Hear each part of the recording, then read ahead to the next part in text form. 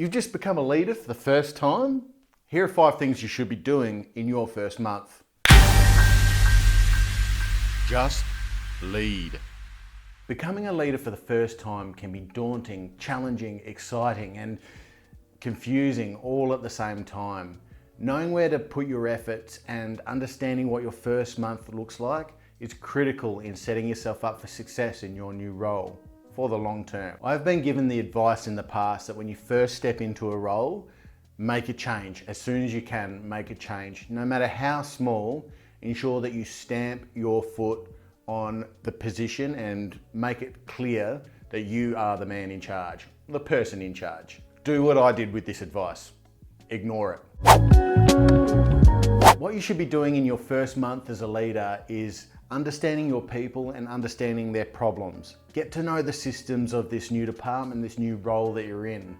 Making changes just because you think you need to make changes can likely lead to negative consequences that you haven't foreseen because you haven't done the homework. In the first month in the role, you should never close the door to your office.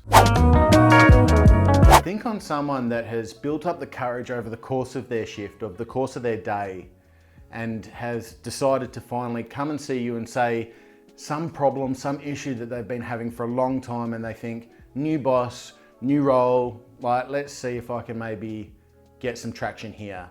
And they walk all the way to your office. They walk down that long corridor and then they see that door closed.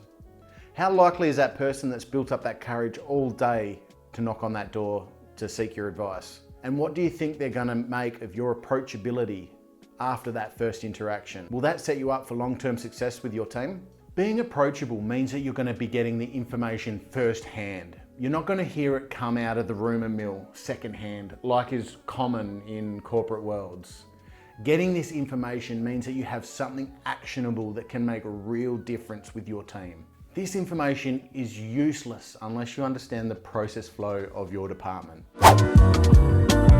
Now, it might be quite complex, which means that it might take longer than a month, but it needs to be your priority to understand and grasp the process flow of the department. You might have a maintenance team and need to understand where maintenance requests come from.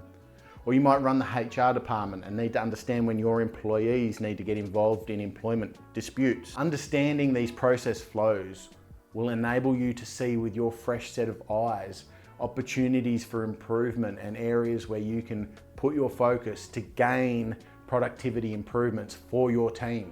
Hey, I'm going to take a little break here to say if you've liked this video and you're getting something out of it, make sure to hit that subscribe button, hit that like button, and I've got a Patreon account down below as well where you can get better access to my coaching tips and my advice.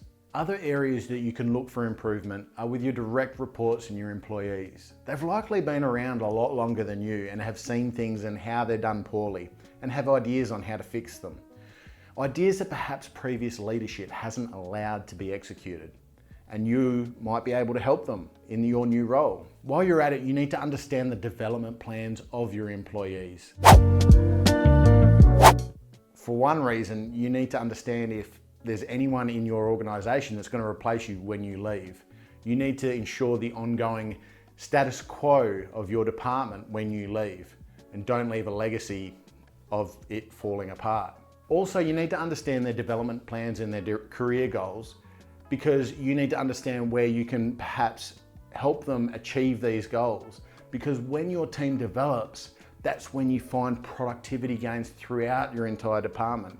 An improved department is a better department, a higher performing department. Now, for me, this last one shouldn't need to be said out loud, but alas, I've seen so many leaders do this so poorly over the journey. In your first month, you need to remember all the names of your direct reports and their direct reports, at the bare minimum.